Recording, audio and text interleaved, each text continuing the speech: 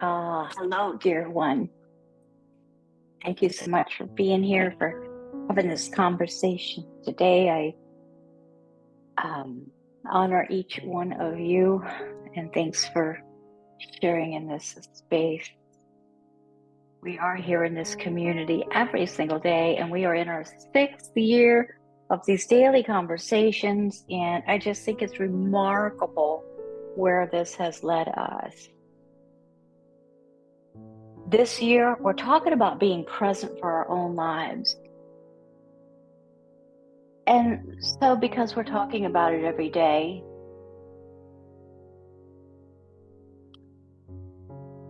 I don't know if we can say we're studying it,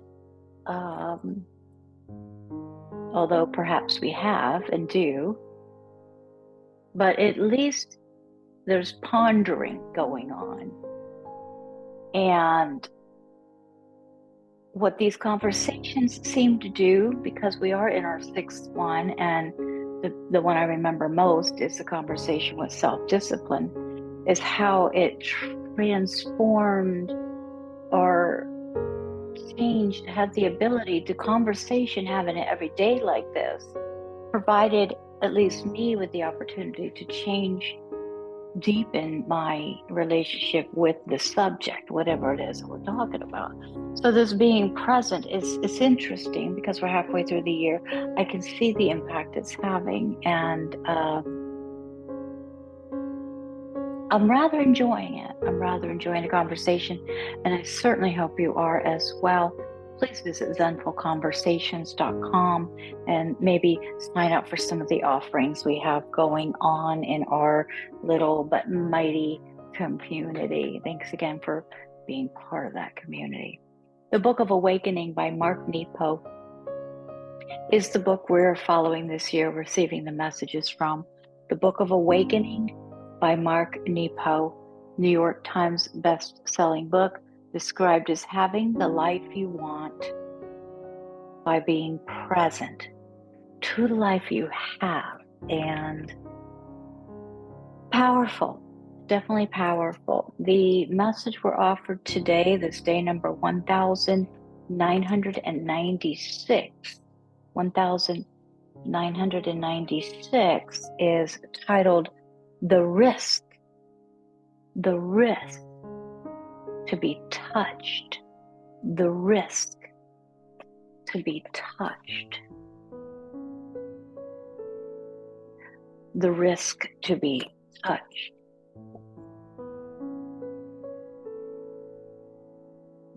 Touch bleeds the heart of its pressure.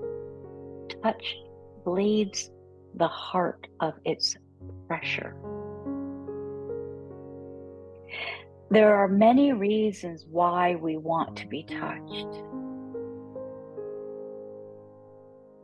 The simplest and most profound is that touch heals us. Can we hear that again?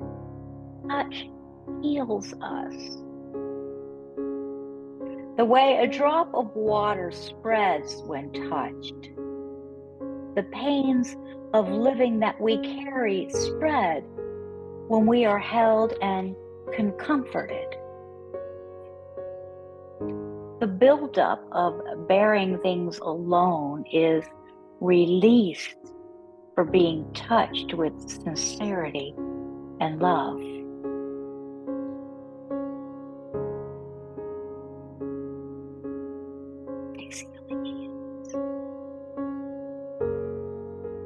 Beneath all language, touch is the common gesture, the energy that connects all that lives inside us with all that lives outside us. Let's hear that again. I want to feel this. Beneath all language, touch is the common gesture, the energy that connects all that lives inside us with all that lives outside us. We can disagree, Be Catholic or Muslim or Jewish, be conservative or liberal, corporate or rural, and all the stern walls created by what we think will crumble for the gentle reach of a compassionate hand.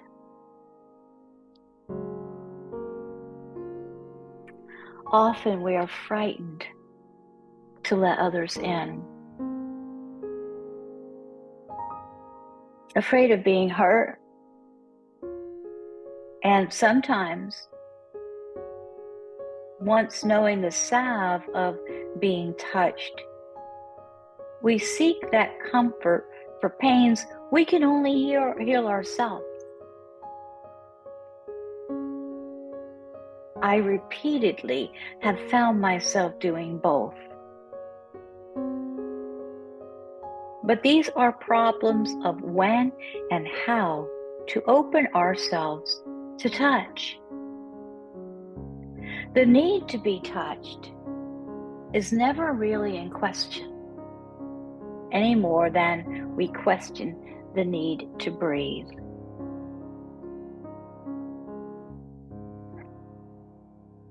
When my grandmother was dying at 94, I felt crippled at heart because she had reverted to speaking the Russian of her childhood. And I feared we wouldn't be able to understand each other. But an old friend took me aside and said, "You both can understand touch." And with this, I stroked her face and her arms in silence, and she rubbed my wrists. And even when she couldn't open her eyes or speak any longer, we had a language of comfort that carried us to the moment of her passing.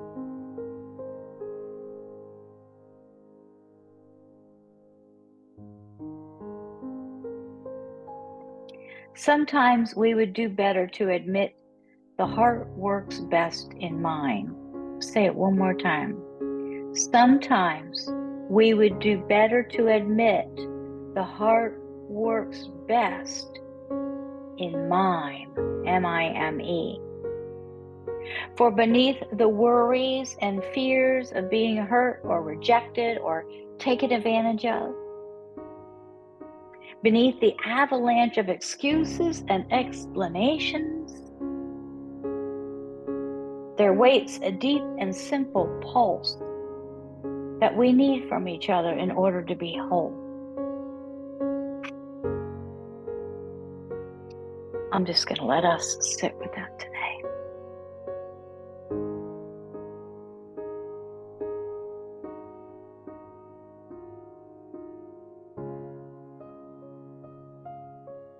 The meditative exercise that we're offered asks us to enter a meditation with a loved one that you feel safe with. Enter a meditation with a loved one that you feel safe with. Think about that. Focus on a pain that has been difficult to bear alone. Focus on a pain that has been difficult to bear alone. And now and then take turns. Take turns. Have one of you express as directly and simply as possible, not the circumstances of this pain, but the feeling of bearing it, while the other one listens in silence.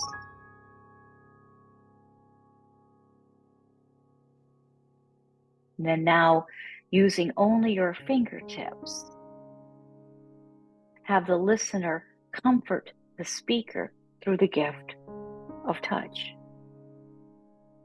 Powerful practice there. I'm going to go into that for a second. That sitting with a loved one, meditating with a loved one that you feel safe with, You know, that could be, do we feel safe with that? Who? And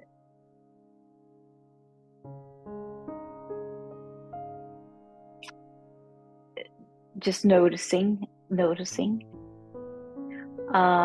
but focusing on the pain that's been difficult to bear alone. Okay. This, taking turns, having one of you express as directly and simply as possible, not the circumstances of this pain, but the feeling of bearing it while the other listens in silence. So that's going to be challenging because some people are going to be like, oh, I didn't know you felt that way. Let me try to fix it and all that. And that's not what we're talking about. We're talking about the expression, feeling not the circumstances of the pain,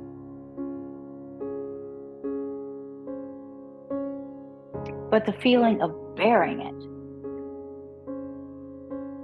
And the other one, witnessing, listening. Not trying to fix it, not trying to change it. And then using only your fingertips. Have the listener comfort the speaker through this gift of touch. Beautiful. Beautiful. Thanks again for being here.